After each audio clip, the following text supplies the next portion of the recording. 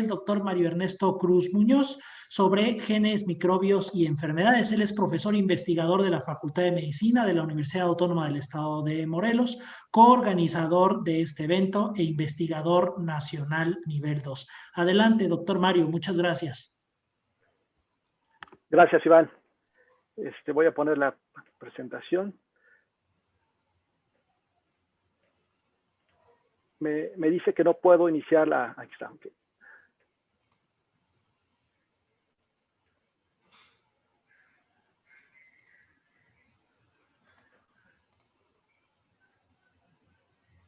Listo. ¿Ahí la pueden ver? Listo. Ok. Gracias. Bueno, espero que aún tengan un poquito de energía para escuchar esta última plática. Y bueno, la intención de esta última charla es abordar el estudio de las enfermedades infecciosas desde una perspectiva genética, pero quiero cambiar un poquito la dinámica de las pláticas que se han dado. La primera parte de mi charla, quiero darle un poco de tintes de divulgación científica, en donde quiero hacer un recorrido histórico de cómo nuestra perspectiva o nuestra manera de ver a las enfermedades infecciosas ha ido cambiando de acuerdo a los diferentes enfoques desde el punto de vista médico y de la biología, principalmente de la genética, de la biología molecular. Entonces, quiero iniciar con esta diapositiva, en donde podemos apreciar desde un punto de vista evolutivo la relación que ha existido entre los microbios y los homínidos, incluido el Homo sapiens. Yo soy biólogo de formación y como buen biólogo no puedo dejar de apreciar los fenómenos naturales relacionados con los organismos vivos desde un punto de vista evolutivo. Entonces, aquí muestro una representación que nos permite apreciar la evolución de los homínidos como resultado de una coevolución con los microorganismos, en donde el resultado, en la mayoría de los casos, ha sido el establecimiento de relaciones de beneficio mutuo, también conocidas como simbióticas. O si lo queremos ver de una manera más coloquial, de una estrategia de no agresión mutua que ha resultado benéfica tanto para los microbios y los hospederos. Entonces podemos mencionar simplemente algunos números duros hablando de microbios y humanos. Sabemos que en nuestra microbiota, antes conocida como flora intestinal, habitan aproximadamente 100 billones de bacterias. En la placa dental existen aproximadamente 1 por 10 a la 11 de bacterias. Y sin embargo, solamente un porcentaje mínimo de estos microorganismos son causantes de alguna enfermedad infecciosa en los humanos. Aquí, por ejemplo, tenemos que aproximadamente 1.400 patógenos, incluidas virus, bacterias y hongos, pueden causar alguna enfermedad. Sabemos que alrededor de 16 millones de personas mueren anualmente, debido a una enfermedad del tipo infectocontagiosa, y 500 millones de personas, por poner un ejemplo, sufren de hepatitis crónica como resultado de las infecciones por el virus de la hepatitis. Entonces, es claro que solo alrededor de un porcentaje muy bajo, que podemos considerar menos del 1% de los microbios que habitan en nuestro cuerpo, son causantes de alguna enfermedad infectocontagiosa. Sin embargo, si bien es un porcentaje muy bajo el de los microbios que resulta ser causante de enfermedades, las enfermedades infectocontagiosas han sido y son la principal causa de muerte no natural en la historia de la humanidad. Voy a pasar a la siguiente diapositiva. Ahí está. Entonces, aquí se muestra una breve cronología de las principales pandemias. Tenemos, por ejemplo, la peste del Justiniano, que mató aproximadamente a 4 millones de personas en el Imperio Bizantino, lo que representó casi un 40% de su población. La peste negra, quizá una de las pandemias más virulentas, disminuyó la población europea de 80 a 30 millones de personas a mediados del siglo XIV. Luego tenemos a la viruela, que llegó a causar tasas de mortalidad de aproximadamente el 30%, y como ustedes saben, tuvo una expansión masiva en el Nuevo Mundo, para cuyos habitantes representó ser una nueva enfermedad. La gripe española, por su parte, tuvo una tasa global de mortalidad que fue de entre 10 y el 20% de los infectados, y se calcula que llegaron a morir en todo el mundo alrededor de 20 y 50 millones de personas. Para la gripe asiática se registraron aproximadamente 1 millón de muertes en el mundo. Algo muy similar se observó para la gripe de Hong Kong, mientras que para el virus del HIV, una de las últimas pandemias, se han registrado aproximadamente 25 millones de muertes. Y finalmente, qué decir de la pandemia actual, que hasta el momento ha cobrado la vida de aproximadamente 2.5 millones de personas. Entonces, estos son simplemente algunos ejemplos de las pandemias más representativas en la historia de la humanidad, y sin duda estas han tenido un impacto no solo desde el punto de vista de la salud pública, sino también política, económica y culturalmente. Ahora bien, debemos en realidad a Charles Nicolle, un médico francés, una de las principales conclusiones que han resultado del estudio de las enfermedades infecciosas a principios del siglo XX, y que ha alcanzado connotaciones epidemiológicas de gran importancia. Y una de estas conclusiones es que, independientemente del agente causante de la infección, de la enfermedad, son los individuos de una población determinada, ya sea que ésta esté formada por varios miles o por solo pocos integrantes, cada uno de los individuos que es infectado responderá de manera diferente al mismo agente infeccioso. Esto quiere decir que los individuos de una población presentarán distintas manifestaciones clínicas a un mismo agente infeccioso, y entonces hablamos de una heterogeneidad clínica en los individuos infectados. Entonces, por ejemplo, en esta diapositiva vemos a Charles Nicolle la incursión de este concepto de un paciente asintomático. Tendremos que un cierto porcentaje de la población no presentará ningún síntoma ante la infección por este agente infeccioso. Habrá otro porcentaje de individuos dentro de una población que presentará síntomas leves, y finalmente habrá individuos que presenten síntomas severos o fatales.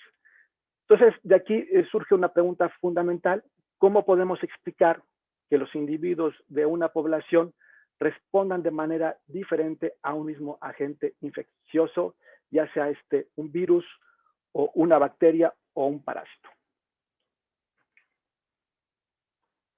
Los estudios de Charles Nicolle fueron también muy revolucionarios desde varios puntos de vista, y es que llevaron a una interpretación distinta de la teoría de los gérmenes postulada por Louis Pasteur 100 años atrás.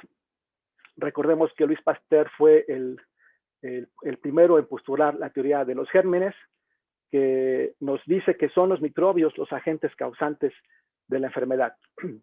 Y lo anterior lo podemos ejemplificar a partir de otro estudio fundamental que a mi manera de verlo no se le ha dado la dimensión correcta, y me refiero particularmente al estudio de René Dubos, quien publica un artículo en esta revista muy prestigiosa de divulgación científica, el Scientific American, una segunda interpretación sobre la teoría de los gérmenes, y cito textualmente: todo mundo es portador de gérmenes que causan infecciones, sin embargo, no todo mundo se enferma.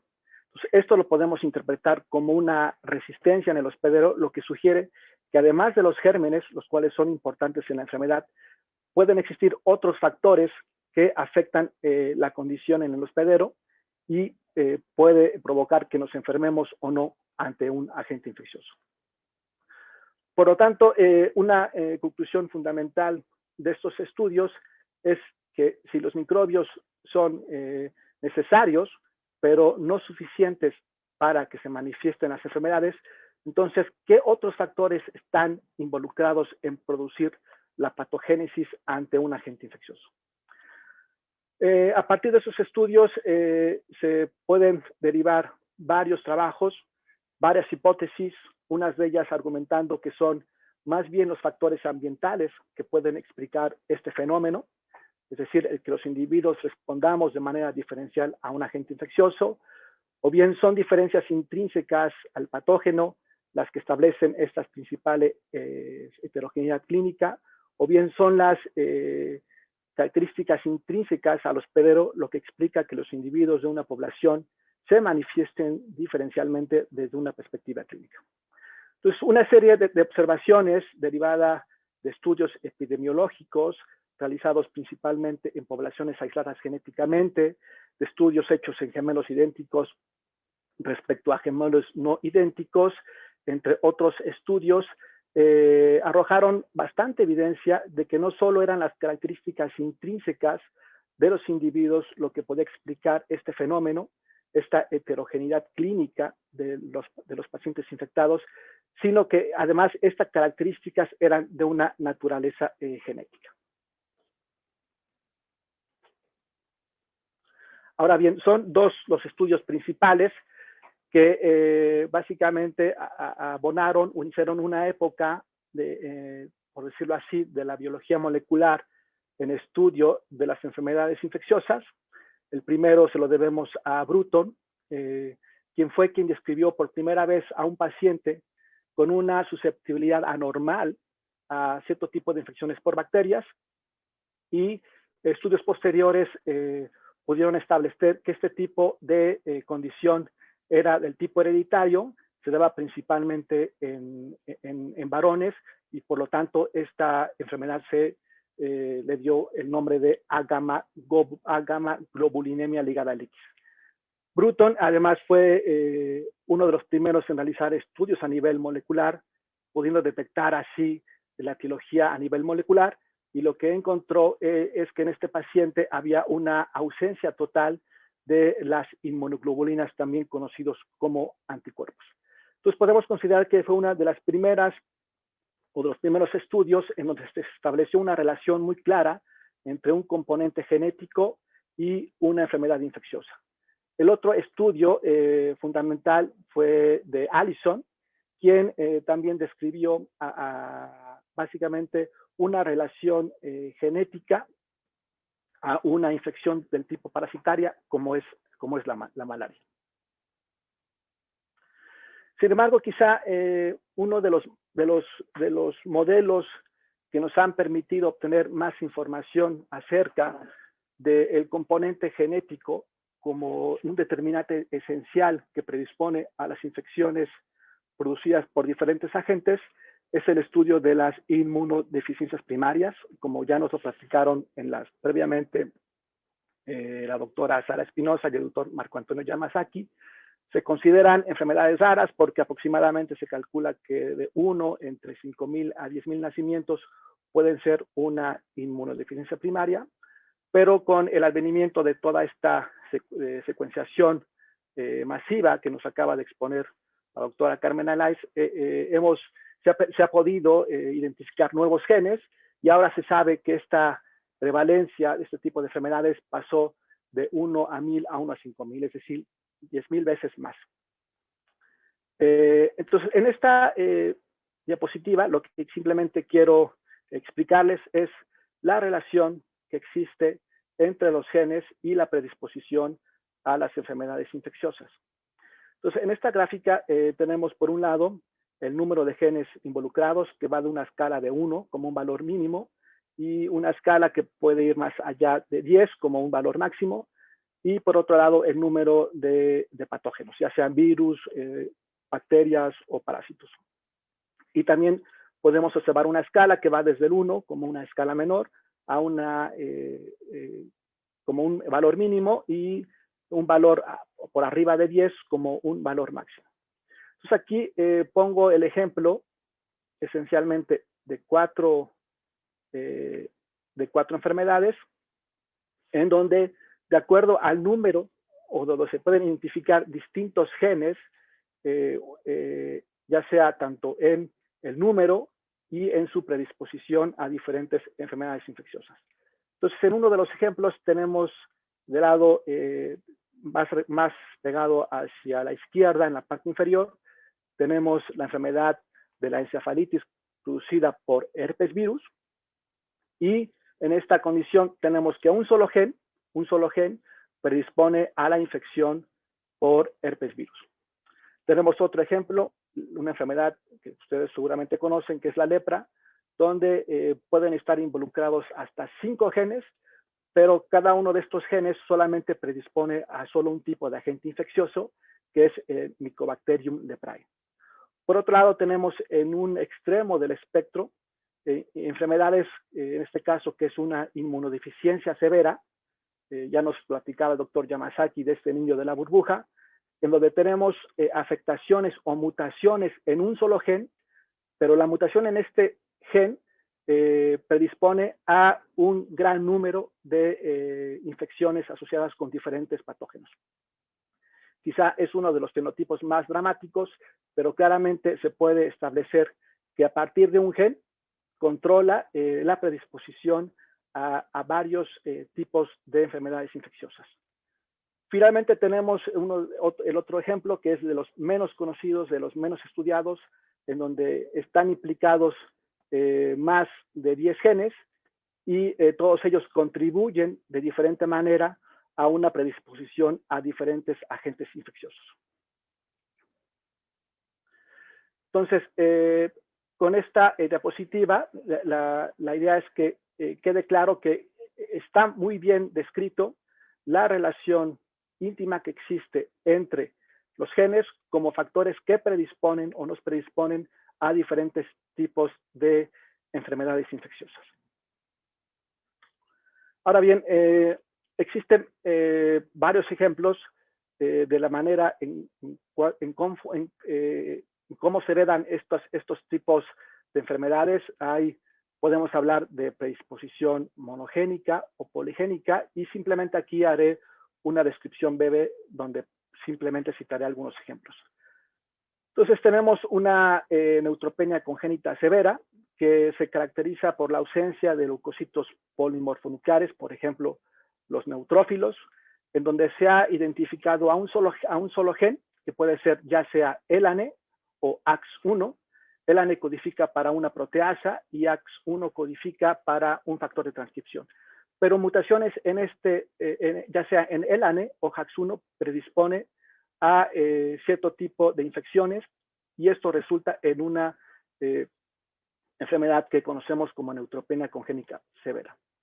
Por otro lado, tenemos la agamaglobulinemia ligada al X que acabo de describir, donde la manifestación inmunológica más importante es la ausencia de linfocitos B y de las inmunoglobulinas, y esta condición, que también predispone a todo un espectro de enfermedades infecciosas, a todo un espectro de patógenos, es consecuencia de mutaciones en un solo gen, que conocemos como BTK, que es un gen que codifica para una proteína involucrada en las vías de señalización a partir del receptor para el antígeno. Entonces aquí es importante apreciar que el espectro de patógenos que predisponen en la neutropenia congénita es totalmente diferente al espectro de patógenos que predisponen a los pacientes con XLA. Y por otro lado tenemos esta inmunodeficiencia severa combinada, cuya manifestación inmunológica más importante es la ausencia de linfocitos T, y se han identificado diferentes genes, pero basta con la mutación en tan solo uno de estos genes para conllevar a un estado en donde hay una predisposición muy importante a un alto número de agentes infecciosos. Y como pueden ver, el espectro de agentes involucra a tanto aquellos que son comunes para los pacientes con neutropenia congénita severa, como a los pacientes que tienen XLA. Y podemos considerar que esta enfermedad, SCID, es una de los extremos de los espectros que predisponen a múltiples infecciones. Ahora bien, también tenemos, ahí está. También tenemos otros casos que seguramente es en la mayoría de los casos que hay donde existe una predisposición monogénica a un solo agente infeccioso. A diferencia de lo que de la diapositiva anterior, las mutaciones en un solo gen predispone a un espectro amplio de agentes infecciosos. En este caso tenemos mutaciones en un solo gen que solamente predisponen a un solo agente infeccioso.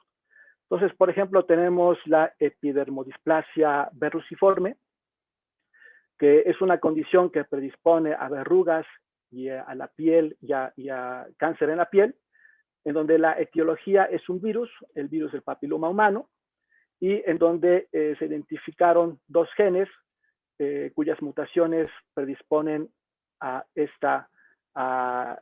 infecciones por virus del papiloma humano que conllevan a ese estado que conocemos como epidermodisplasia verruciforme. Otro ejemplo es el síndrome linfoproliferativo ligado al cromosoma X. En este caso hay una predisposición casi exclusivamente a infecciones por el virus de Epstein-Barr. Este es un caso interesante porque más del 90% de la población mundial somos infectados por el virus de Epstein-Barr. Sin embargo, casi todos somos asintomáticos, pero existen ciertos individuos que son portadores de ciertas mutaciones y esas mutaciones hacen que las infecciones por virus de Epstein-Barr sean fatales. Se han identificado principalmente dos genes, un gen que codifica para una proteína adaptadora que también participa en regular vías de señalización, que conocemos como SAP, y otra proteína que conocemos como SIAP, que está involucrada en regular aspectos de muerte celular. Otro ejemplo, tenemos a la tripanosomiasis, que predispone a infecciones parasitarias, y aquí la etiología genética se ha enfocado también a un solo gen, que es ApoL1. Tenemos también a la encefalitis por virus herpes, como ya lo mostraba en las diapositivas anteriores. El primer caso descrito en 1941 es la etiología genética se debe también a un solo gen, ya sea en un 93B, que codifica para una proteína que tiene que ver con el tráfico vesicular, y la otra etiología genética descrita es TLR3, que es un receptor que juega un papel muy importante en la inmunidad innata. Así también como tenemos una susceptibilidades anormales o predisposiciones a enfermedades infecciosas, también tenemos resistencia a algunos agentes infecciosos. Este también tiene un carácter genético, pero principalmente puede atribuirse a un solo gen. El ejemplo quizá más conocido es el de la malaria, donde el agente infeccioso es Plasmodium vivax, donde se ha identificado una sola etiología genética, que es el gen DAR, que codifica para un receptor, para una quimiosina. Tenemos, como ustedes seguramente sabrán, el síndrome de la inmunodeficiencia adquirida, que básicamente el agente infeccioso es el virus del HIV, y la etiología genética se ha encontrado en un solo gen, que es el que codifica para también un receptor para una quimiosina, que es el CCR5, y tenemos también el eritema infeccioso o anemia eritroblastopénica, donde el agente infeccioso es el parvovirus, y el gen está involucrado para codificar el antígeno P.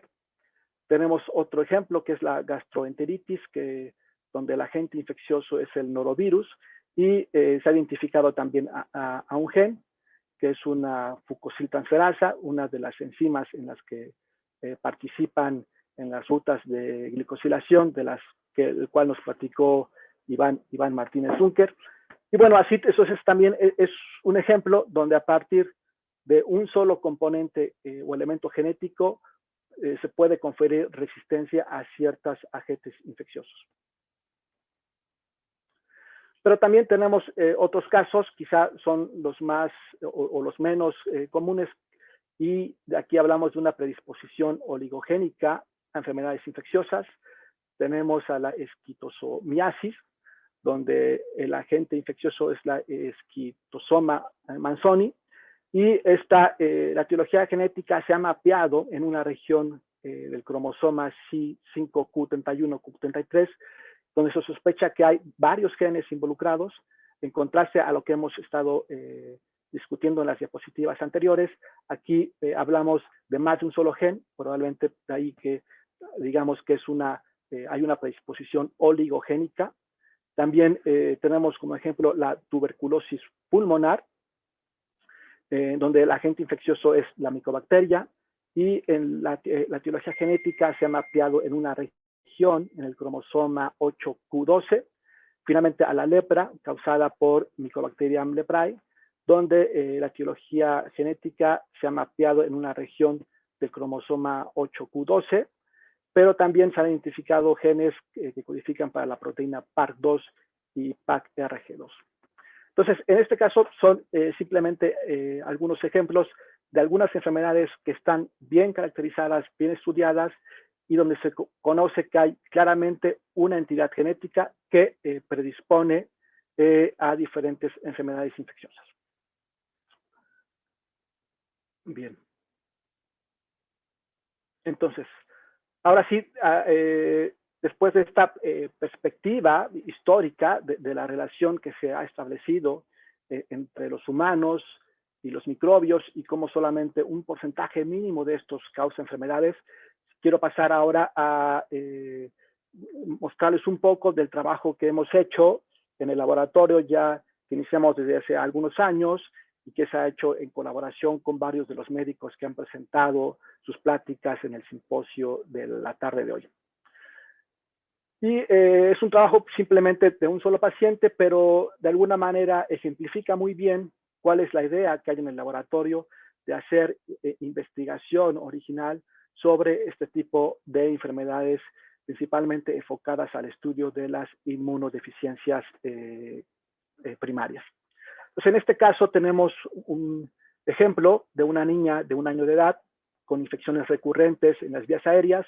Presentaba anualmente 3 episodios de neumonía, que ya en sí consiste en una señal de alerta. Presentaba además diarrea crónica, no ganaba peso y no había mejoría. Cuando se hicieron los estudios inmunológicos, pudimos encontrar que el dato que más nos llamaba la atención es que, a diferencia de lo que encontrábamos en un individuo sano, esta paciente tenía una disminución muy severa, muy dramática en el número absoluto de linfocitos T, principalmente linfocitos TCD8.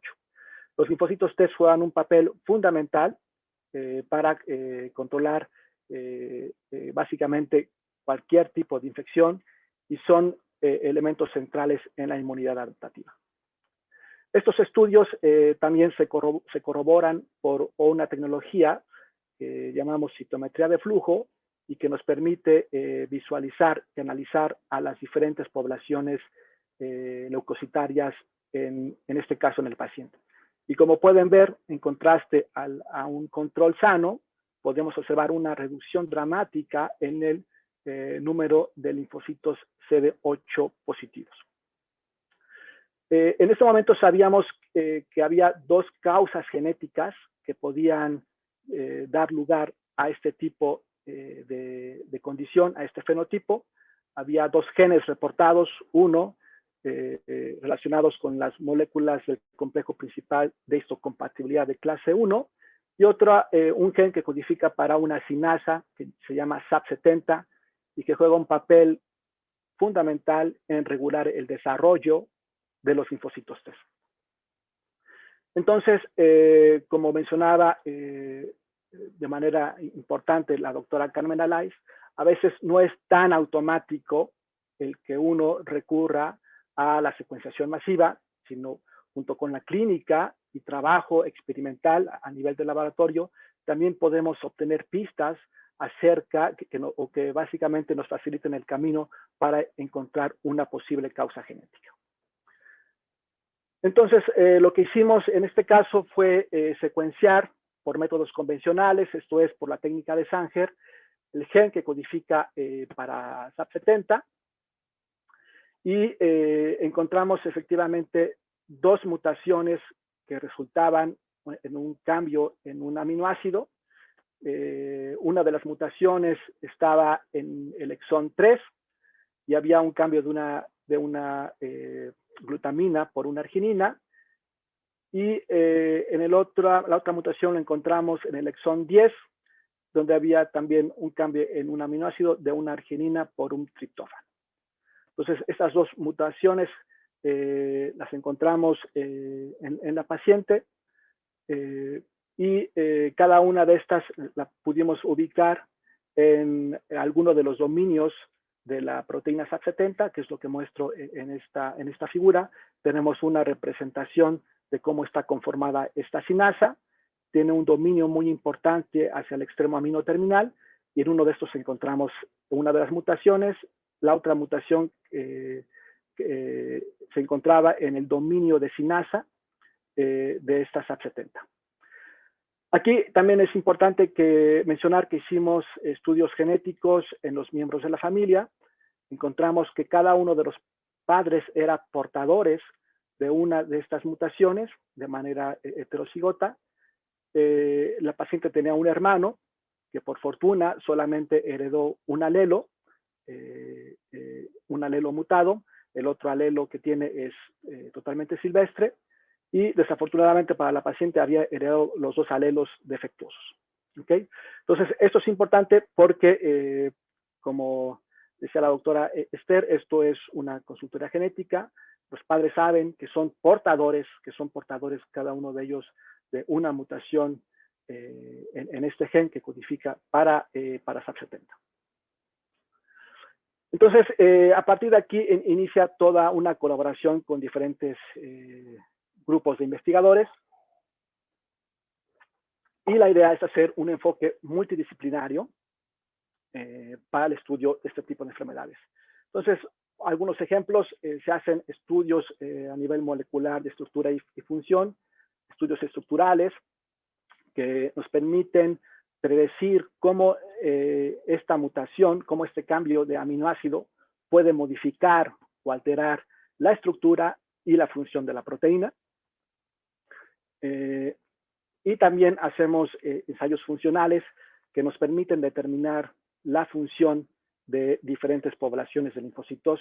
En este caso, no voy a entrar mucho en detalle para no llevarme más tiempo. En este caso, hacemos ensayos de proliferación, es decir, evaluamos la capacidad de los linfocitos para poder proliferar.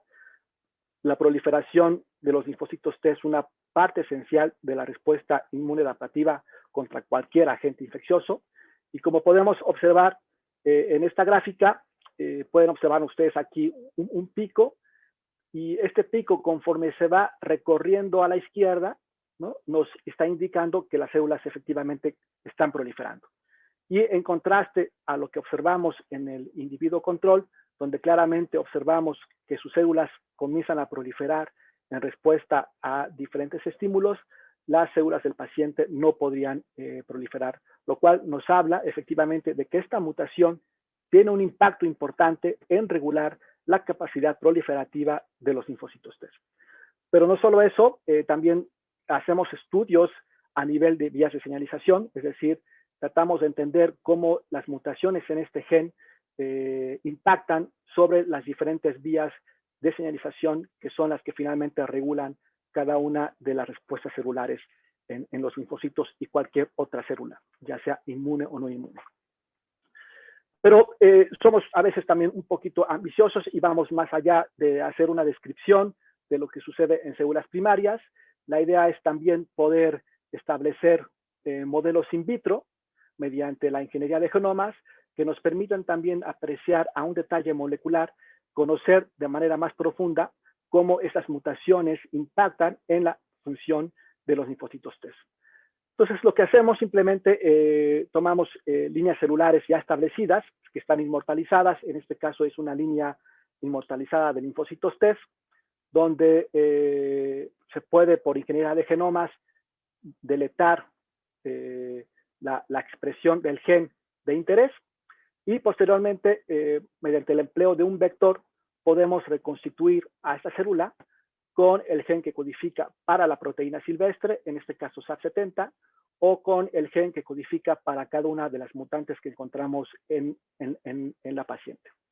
Y eso fue exactamente lo que hicimos, aquí ya a una manera mucho más detallada, y la ventaja además de estos modelos in vitro es que de alguna manera nos hacen ser en parte independientes de estar obteniendo células primarias del paciente, lo cual a veces es complicado, ¿no? A veces la paciente o el paciente no está en condiciones de estar donando sangre.